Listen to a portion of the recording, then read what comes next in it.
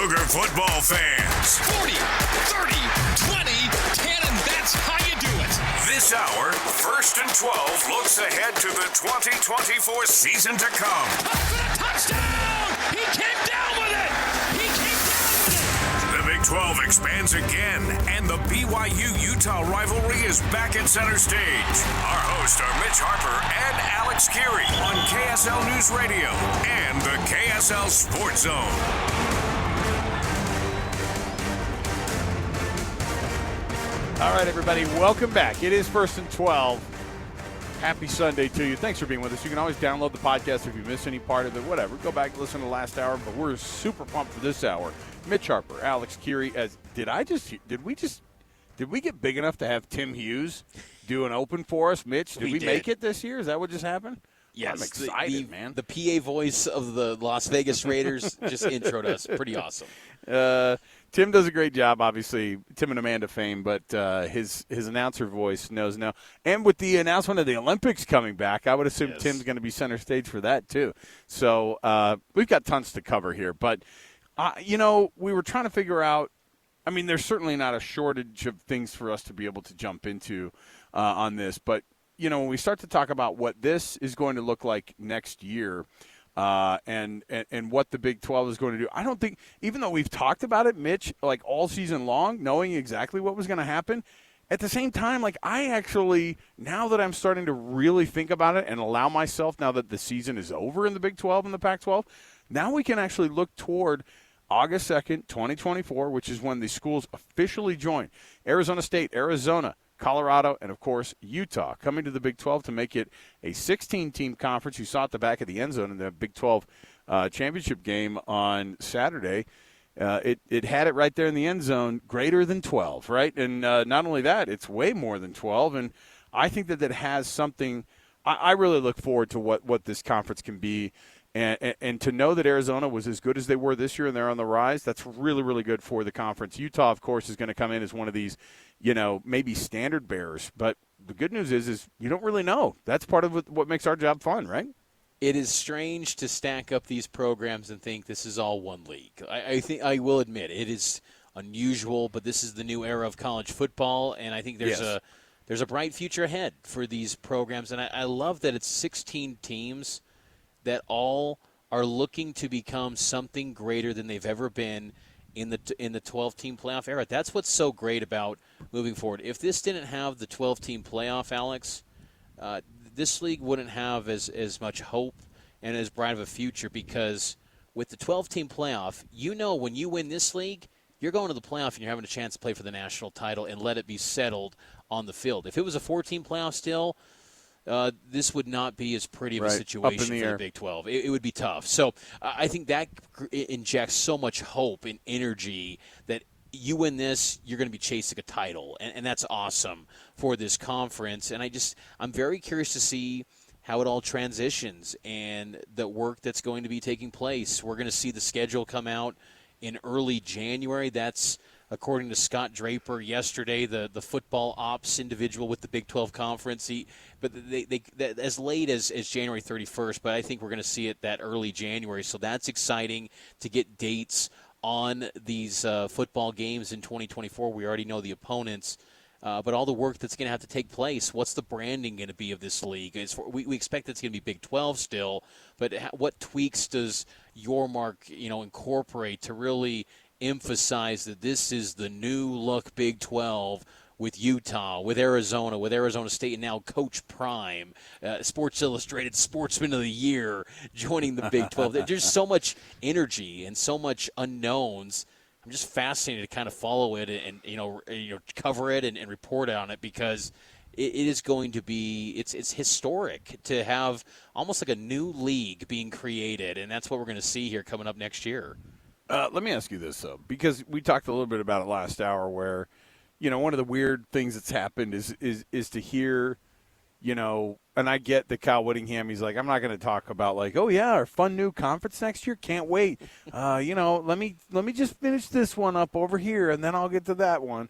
But it kind of came across as, whatever, it is what it is. We just kind of had to do it, I guess, and then the fan base sort of follows suit and goes, gets on social media and goes, "You're lucky to have us. We didn't want to be there, but we'll take it, right? And we'll have to. And you'll be blessed by the presence there." Why is there this vibe from Utah that, like, this isn't good enough? That, you know, the trucker conference, all this stuff. I mean, it's not like Utah has this blue blood background. And you know, I mean, we could bring up all the same, you know, fighting points that people have had, but I'm like, that's a weird flex to have. Like, we don't need this conference, but I guess we need it, but we don't want to be here. But as soon as this temporary situation gets figured out, it's like they're living in an apartment and they're waiting to move into that mansion. It's like, come on, you know, that's not – you got to figure this thing out here. You got to lift where you stand and actually kind of, you know, win something, right? I mean, they got to get to the Big 12 and make an impact. And they can. So why not just own it and be like, yes, we're so gracious to be here. This is amazing, and we're going to kick your butts. And then if something better comes along over the next 20 years, which is what everybody's going to want to do, Mitch, try to figure it out. I just don't get the vibe of doing that right now if you're Utah.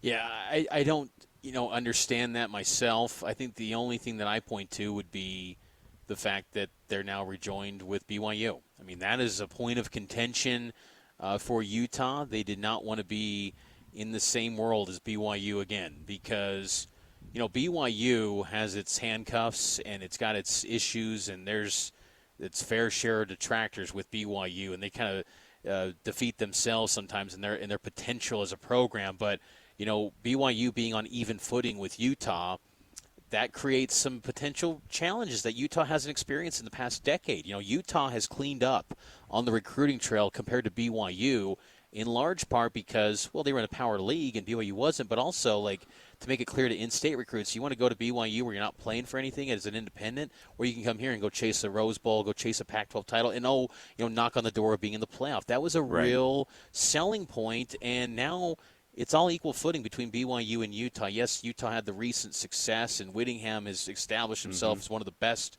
in college football, but they're on the same even playing field. And that, I don't think Utah wanted to embrace that. And, I think it's well documented the history between these two schools. BYU is always kind of willing to just kind of take it there and, embrace the rivalry and say yes, because BYU, when they push back, there's a lot of, ramifications that come with BYU because they're a faith-based institution and they can be easily hated. So they're doing everything in their power to be the most well-liked team. It seems like, they got the brownies, they got the ice cream, whatever it is. They're looking to do anything to be liked. Yeah. But, I think for Utah, and I think these Pac-12 schools in general, I think there was this feeling in the Pac-12 that they just felt they were better than everyone. And it was kind of a reality check. I mean, the Pac-12, when people say, it didn't have to be this way. Well, for decades they were always just sticking their nose up at everyone, and it did not have to be this way. If they accepted the $31.5 million, which was reported out there for ESPN and Fox, the Big 12 is in shambles right now. Like, we might be talking about no Big 12, and the Pac-12 is moving on and adding, Oklahoma States and adding TCUs and adding Houston's, and BYU's left in the wilderness again. So, that is a big turn of events, what happened. The Big 12 is very fortunate. And they're survivors, though. And I think that's one of the great things about this league is they always find a way to adapt and survive. And that's kind of the name of the game in this era of college athletics. And I think there's something to be valued there about how they're fighters. And I think that's going to be the DNA of this league. And I'm curious to see if Utah and Arizona State embrace it. I think Arizona and Colorado are. Colorado's a great addition because they got history. And I think a lot of programs, Kansas and Kansas State, are very excited to rekindle those rivalries. But, Utah and ASU are very kind of hesitant. But I think they should embrace it because I think they can both have unprecedented success that they didn't even experience in the Pac-12. So I think that, now that I think about it, I think Colorado is such a perfect Brett Yormark type of institution to add, right? Yeah. Where it's like, maybe there's not a lot of substance there, but there's a lot of eyeballs, and that's kind of what we need right now. Like, you think about what Coach Prime did. I mean, the SI Sportsman of the Year, right? On top of that, the football games that he was involved with, I mean, can you imagine? The biggest, most watched college football games of the season, 2 of them were Colorado football. That is an insane prospect to think. The most watched college football game on the history of ESPN is a Colorado State freaking football game. And when you look at it, those are 2 not very good teams. And that's what you bring. And so I think that at the very least you get this, this PR bump from that. You get the legitimacy of a team like Utah, and now even Arizona, I think, that's on the rise.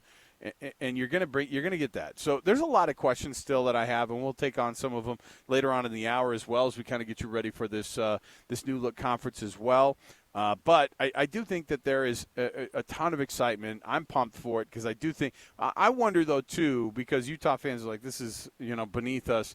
But the idea that they'll just walk in and be the conference champions, how long does it take till Utah does hold that crown up? I think if they – honestly, they could do it year one because of who's returning to that team. Yeah, well, and the thing is, though, Oklahoma, they're outgoing. They're going to the SEC. They didn't get to the Big 12 title game the last 3 years. And all these programs, except Texas, who didn't win a title for 14 years in this Big 12. They weren't slouches, right? I mean, so these programs, this league has an amazing ability, Alex, to inherit a high-end three-star like an Ollie Gordon. And because of the media resources and the resources that these universities have compared to, say, Group of 5 programs, they can really maximize the potential of these high-end 3-stars to where they end their careers and they're like a 4 or 5-star prospect. And that's kind of the difference in the Big 12. You don't get the turnkey-ready prospect. You don't. And Utah's had a little bit more of that. When we look at like a Lander Barton who just steps in day one, he's ready to go. He's a dude.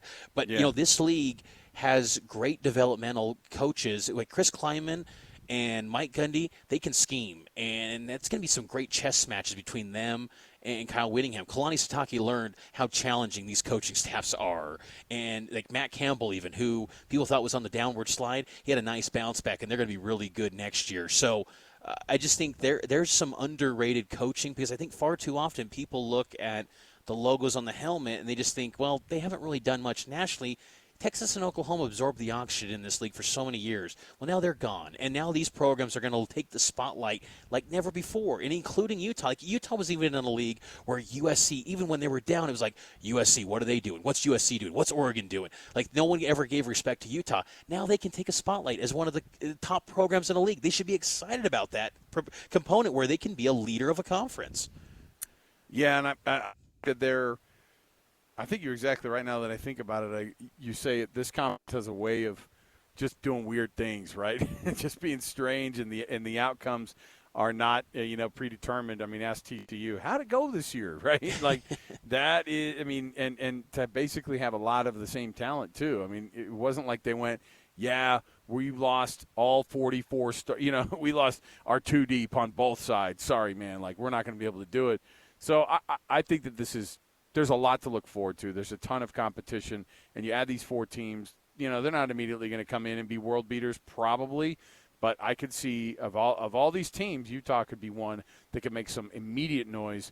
Kyle Whittingham's going to have his guys dialed up. Let's take our first break of the hour here. We'll come back. We got tons to talk about here as well.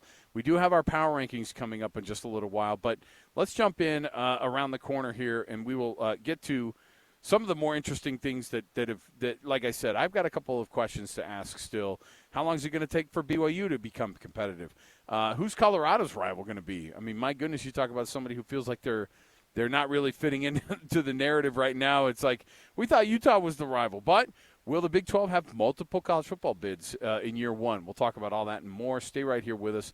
It is First and 12, 97.5 the KSL Sports Zone, and also right here on KSL News Radio as well. Mitch Harper, Alex Kirry. More to go around the corner. Stay with us. It's a 1-hour special. This is Big 12 football, brother. It's so good, man. I love it. First and 12 previews the 2024 season for BYU, Utah, and added members of the new Big 12 Conference. We've always been greater than First and 10. We're First and 12. The amount of people that ask me, so how would you actually get to a 1st and 12 on a game? I'm like, look, some spot foul. I don't know. Move on. Look, it's 12. It's the conference name, and it's the first year of doing it. Yeah, maybe next year will be second and 16, and there would have been a procedure penalty or something. No, there would have been a grounding penalty. It's a spot foul. It's a loss of down. Avenue, boom. Down in Tempe, there you go. There's a grounding penalty on Mill Ave. We should do a deep dive this offseason on the go-to spots. Like we need to bring Like it's almost like two gangs coming together. You know, we got the one side, the Pac-12, Big 12. Let's bring them together. Oh yeah, oh for sure. And I was actually disappointed that you came back with good news from Eskimo Joe's that it was great. Like, because I was just hoping to clown on it. You know what I mean? Like some other place, Stillwater, Oklahoma. I was like, it's in the middle of nowhere. Like, you know, you think about. Because people are going to look at Utah. They're going to look at Salt Lake. They're going to look at Provo, and they're going to be like, Utah, bleh. You know, people from Kansas and Oklahoma going, Utah, what is that? Like, come on. Like, and so when you came back and said, the cheese fries, dude, I'm like, come on. Didn't Training Table do cheese fries? Like, we're fine. I don't know. Anyway, bottom line is we should actually see if our boss, Nate, would just sponsor a full food tour prior to the Big 16 next year, to the new Big 12, and for us to be like, here we are in Manhattan, Kansas, home of 9 McDonald's. Like, I don't know how we're going to do it, but we could always pitch something to the bosses. Here in Waco, Texas, you can get this great chicken at a gas station. It's Chester's, so you know it's good. Wash it down with a cool Dr. Pepper. Here in Stillwater, go to Love's. Go to the gas station Love's. They got great showers. I was going to say, shower number 2 now open for Mitch Harper. Come claim your shower. Yes, it's a call it what it is. It's the flyover. Yeah. It's the trucker conference, whatever it might be, but it's going to be 16 pretty darn good football programs and really, really good basketball as well on top of all the other sports. The Big 12 of next year is going to be something pretty special, I think. And at the very least, like you brought it up earlier in the show, it's going to be very different than, just imagining all these teams being together. I think you need to get used to the idea of a lot of weird teams being in conferences that we would have never imagined. The Big 12 is like a normal one compared to some of the geographies you can compare across the country going forward. So let me ask you this. I know that Utah can have some immediate success. They've already been in a Power 5 situation. So if you're a local fan here, if you're a BYU fan, how long is it going to take for BYU to have success in the conference? What does conference success look like?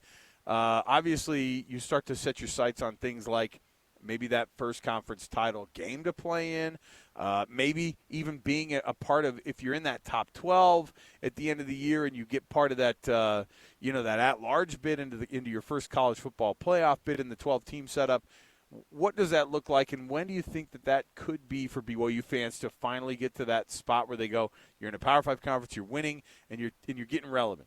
I think 3 years, so 2026, and I say that because the last time BYU had a losing record, it was 2017, and it took 3 years for BYU to have a breakthrough year, and that was amidst a once-in-a-lifetime pandemic in 2020 with cobbling up a schedule. And what was different then, too, was that they had a quarterback that they leaned into, and that was Zach Wilson. There's no quarterback like that in the program right now, but I still will say 3 years because I think that's enough time. I think next year's got to be, you got to get to a bowl game at a minimum, or else, hot seat's going to really ratchet up for a lot of coaches, including Kalani. And I think he understands that. And, he wants to be at BYU, though. And I think that there was something really kind of noteworthy at the end of the last season that, players did not give up on him. I thought it was pretty neat that, Eddie Heckard saying, no BYU team's going to quit. And I kind of bought into that a little bit because I just think that's something you can build off of, that they're not going to roll over for Kalani. They really believe in that guy. And so I think he's the right man for the job, but he's got to clean some things up, with some just, clock management and decision making, and it'll be a little bit tougher. I thought BYU lacked toughness this year. So 3 years to me is kind of the timeline I look at and say at the earliest, 2026 is when you're competing for a title. And I know that's tough because when Utah's going to step in and they're going to be in the mix from the get-go. Like, will they win it? I don't know. But they're going to be kind of in that upper echelon from day one. And I think that's a tough pill to swallow for BYU fans. And I think that adds, to the urgency to really get this right in a hurry. But 3 years is my timeline for the Cougs. What about you?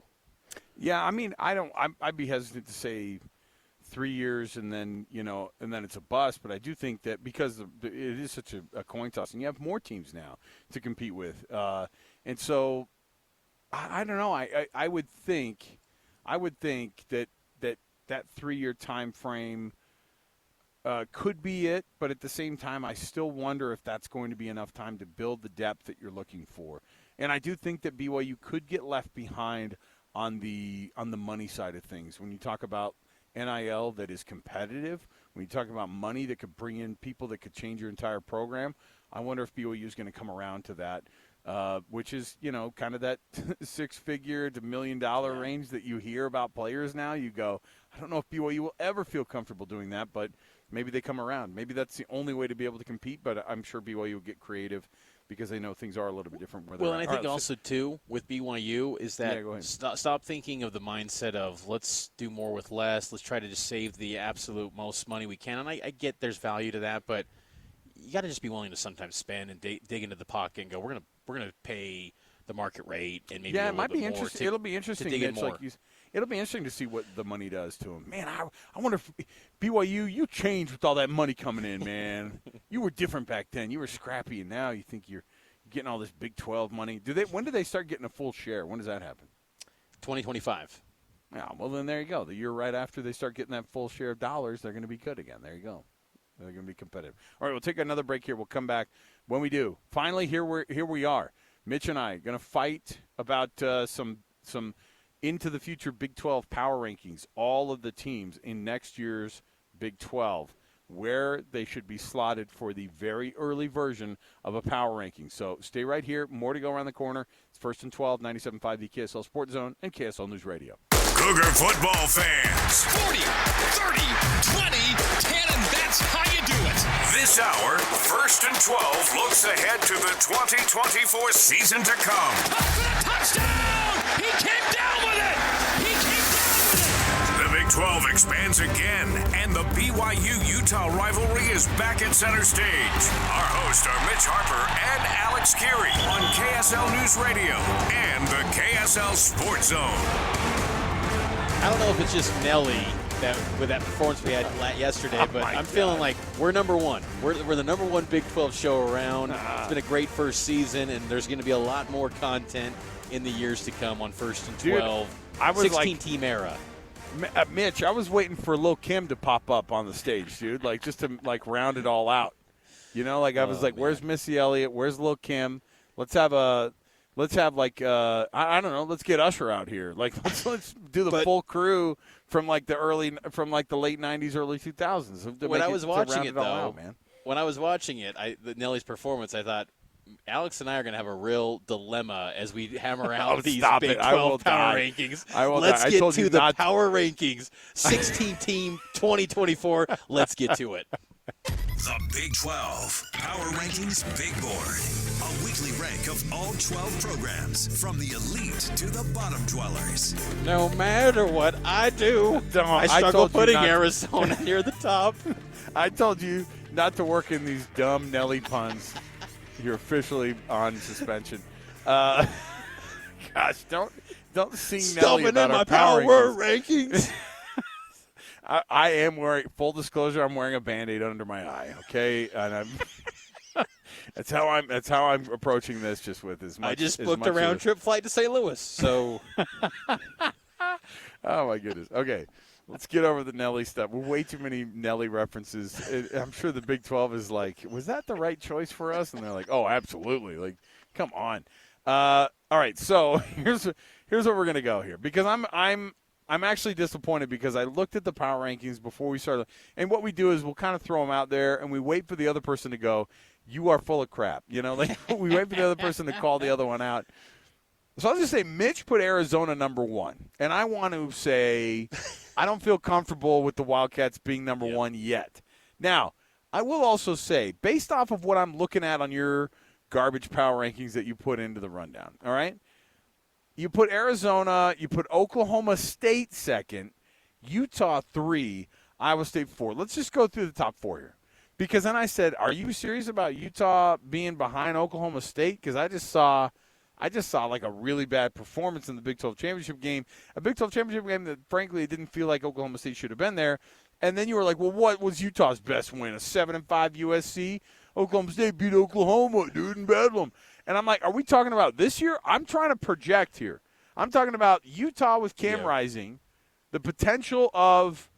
And I don't think Branchity's coming back, but I do think that so many guys are returning, and the chief of which is going to be your 2-time Pac-12 champion.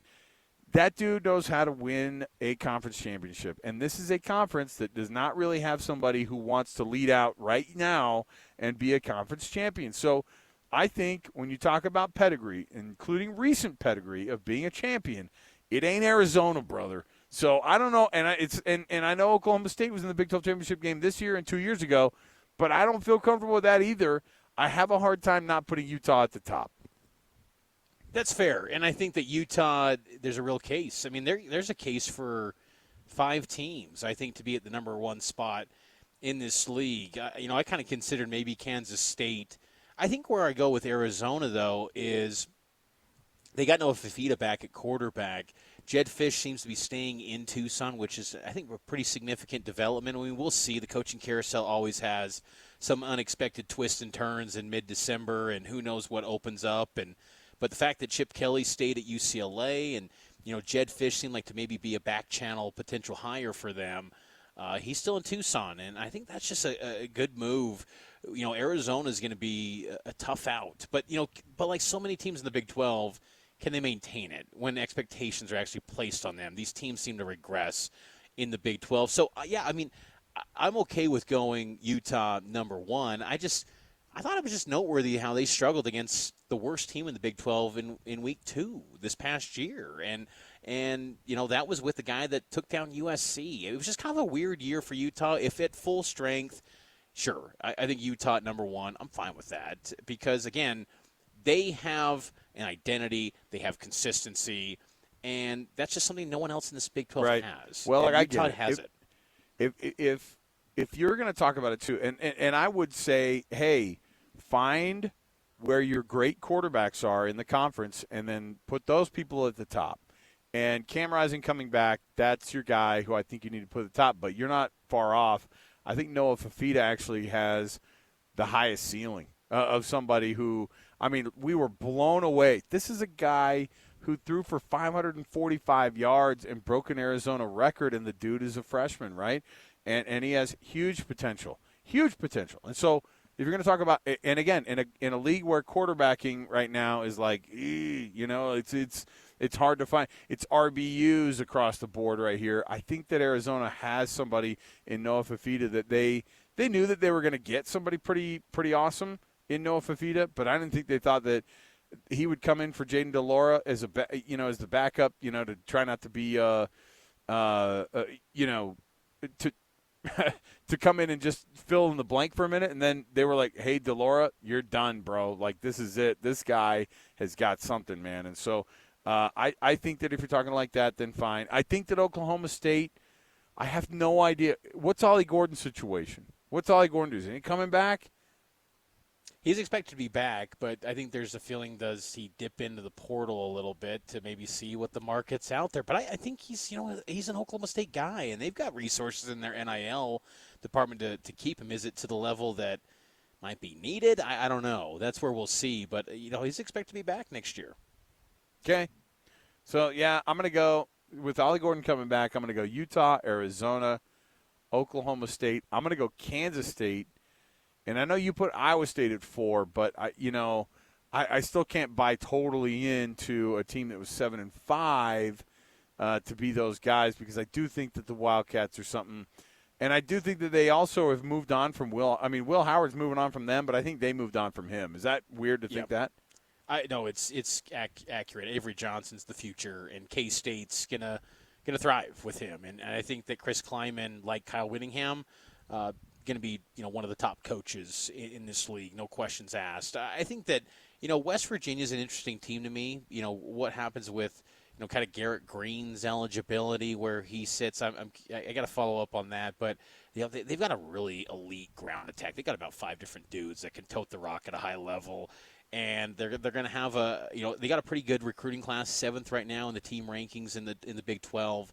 But I think West Virginia, will be kind of back to steady ground. I'm just curious to see what goes on with Neil Brown if he tries to move on. It seems like he's staying, and West Virginia, as they should. I mean, he was an 8-4 coach this year. He got them back on track, and maybe West Virginia can kind of get a new run started out there in Morgantown. I was watching today because on on so many social media platforms, people were going after Mike Gundy in Oklahoma State, and I thought you guys, these are the only ones who had the guts to freaking be that number 2 team in the Big 12 this year. Like everybody else was like, hey, listen, I'm dipping out. I gotta lose a couple weeks before the end of the season. I don't want to be in that. I don't want to be at that Nelly halftime. We're not ready for this. We're gonna get our butts handed to us by Texas, and to watch it, I think Oklahoma State has the case of it there. But you're just like you had said. I do think that West Virginia is going to outperform what. I mean, what did we think? I don't know what we were thinking putting them at 14 at the beginning of and they were like a deep 14, right? Like we should all be ashamed of ourselves. But I think that West Virginia is going to get rid of Neil Brown in the next couple of years, and he'd probably do well to be out of there. What happens with Kansas? Is Jalen Daniels, is he going to be a guy anymore down there? At the same time, like they have a winning culture a little bit going on right now, more than they've ever had. And I could see you swapping anywhere. West Virginia, Kansas, Texas Tech, and UCF could all be in each other's spots because that's what we have. And I agree right now, 6, 7, 8, 9, because I think they could all be somewhere in that spot. You could probably interchange them all and make an argument for it. Yeah, Kansas brings back Jalen Daniels, is expected to bring back Lance Leipold. They just had a $35 million donation from a prominent booster. The money's kind of flowing right now in Kansas. They're Kansas really has prominent boosters. You got to get on board. You got to be something. BYU fans, you got to get a prominent booster going. Texas Tech, they got a 5-star commit. They've got the number 1 recruiting class in the Big 12. And then UCF, they've got the most 4-star commits, 9 4-stars in their recruiting class. So UCF is loading up on talent. They might have the best overall recruiting class. It's just kind of small in numbers right now. But UCF and Gus Malzahn, they're kind of recruiting like a back half of the SEC type team. Like they look really good. They're top 25 in recruiting this year. UCF, keep an eye on them because I thought it was noteworthy that they got to a bowl game despite how many issues they had in stretches this year. The fact that they fought and kind of dug themselves out, because I think there was an undercurrent of like, is Gus Malzahn checked out? Is he a guy that's just cashing checks because it's just almost like a retirement situation for him? But I think he's putting in the work. Like you're seeing in the recruiting trail, and UCF wouldn't be surprised if you really kind of see them climb the ladder in the Big 12 in years to come. All right, so let's go. We did our top 9 there. Let's go to our bottom. Let's go to our bottom 6 here, or I guess it'd be bottom 7. Let's go to our bottom 7. TCU at 10. I don't disagree with. Now, here's where I think you're going to have a lot of fans argue with Mitch because he really got this wrong. 11 Colorado, 12 BYU. You've got the Buffs ahead of BYU. They're going to get 40 new guys out of the transfer portal. I guess it's a combination of I'm really kind of sold on Coach Prime still. I'm buying in on him, and they've got Shedeur Sanders if he comes back. One thing about that Colorado roster. How many teams in this league will have 5-star talent at the top? They've got it with Travis Hunter and Shedeur Sanders. I mean, those are elite prospects, and I just think they could be, instant impact guys. And you saw like the first glimpse of them against the Big 12 team. They outclassed TCU, and I know TCU didn't amount to much this year, but I still kind of believe in Coach Prime. I'm not jumping ship on him. I think, and if Colorado lined it up against BYU, I'd probably pick Colorado, but just because I'm a believer in the kind of the top end of their talent. So I've given them a slight edge. And I'm leaning a little bit heavy right now in how this season, played out. And I know the Buffs were kind of a mess, but I'm looking at the whole body of work. And that September, they were dynamite. Some of the decisions with Coach Prime and the coaching staff were kind of knee jerk. And Sean Lewis goes to San Diego State as the head coach, so they're gonna have to kind of retool the staff, but. I'm still buying in on Coach Prime. And for BYU, I'm still buying in on Coach Kalani, too, Satake. I think he's the right guy for the job. It's just BYU doesn't act as quick. Like they're not going to adapt. Like Rick George at Colorado, the AD there. Like Coach Prime, do what you need to do. Like get it done. I'll make it happen. Like BYU, it's like Kalani has to go through all this red tape. And it's like, are these people willing to be a Power 5 program or not? Like you dreamed so much to be in the Big 12. Well, act like it now. Like you're here. Go put out a winning product and act appropriately and act in a timely manner where it's like, quit making Kalani go through all this red tape and like waiting on hires. Like, let's get things done. That's why I still kind of put BYU a little bit lower. All right. So that's that was the only kind of argument I had there at the bottom. The rest of the way here, we'll go through them quickly.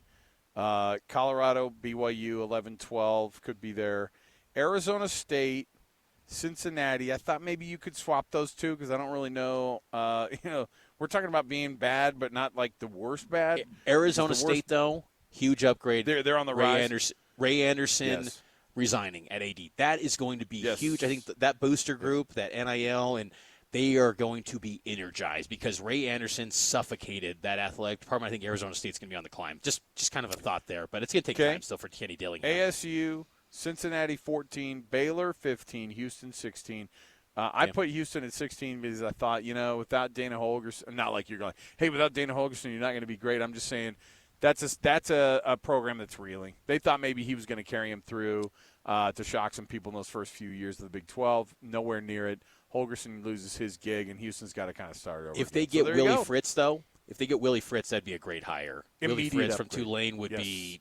He would be, I don't know if he could maybe on a high end be best case scenario like a Kansas State. Like I think that's kind of his career arc if he got into the league. So, yeah, Willie Fritz, that Houston job is very interesting because it's got tons of potential. All right, we'll take another break here. We'll wrap things up here. We'll look at the schedule that is already kind of in place for this conference, the matchups that are the most interesting for 2024 season. Take a little jump into the scheduling matrix for the Big 12 in 2024. It is 1st and 12 right here, 97.5 the KSL Sports Zone and the did I already say that? And KSL News Radio. There you go. So both stations. Mitch Harper, Alex Kirry. We'll be back. It's all brought to you by Macy's. Happy shopping. It's a 1 hour special. This is Big 12 football, brother. It's so good, man. I love it. 1st and 12 previews the 2024 season for BYU, Utah, and added members of the new Big 12 Conference. I love it too, Hans. I love it too, Greg. Brought to you by Macy's Grocery Store. It's 1st and 12. Happy shopping. Mitch Harper, Alex Kirry, putting a bow on this season finale of 1st and 12. It's been a great first year as we now are looking ahead to 2024 and the schedule. The full schedule with dates expected to come out early January, but we have the schedule matrix, Alex, and any games that kind of catch your attention that either BYU or Utah or someone else in the league is going to be playing next season. Yeah, I think that right off the bat, I think if you're a BYU fan, it's just really cool too because you get another set of experiences, and I think that if you were to look at it, and obviously you don't know everything that's going on, I think you have to lean straight in, Mitch. If you just do what all the other conferences do, make it as easy as you can in the non-conference schedule stuff. Look, you don't need to put a premium on these teams. You're already playing, in 2024. You go on the road to Arizona, or Arizona State, Utah, Baylor, and UCF. That's quite a travel schedule. Now it's an easy one too because they only have they're doing the 4 and 5 alternating, home and road schedules, and so they only have 4 road schedules next year. And then they host Arizona, they host Houston, they host Oklahoma State, they host Kansas, they host Kansas State.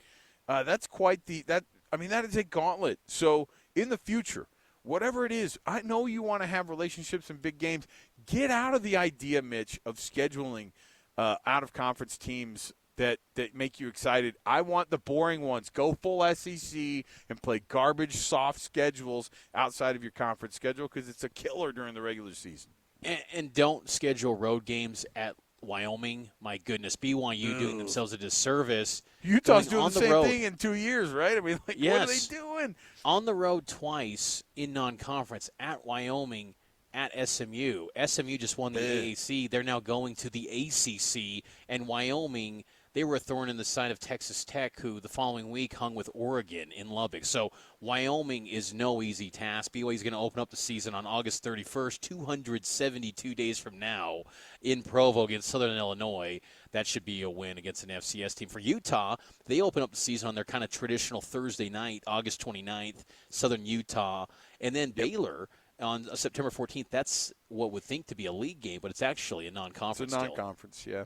And you know what? That they probably wanted as a conference game now because it could have been an easy W for them. But we'll see what Baylor figures out here. But, yeah, again, what's cool is to see all these teams. I know Utah fans, you just have to look at it like this. This is a schedule you would have never played. You would have never played.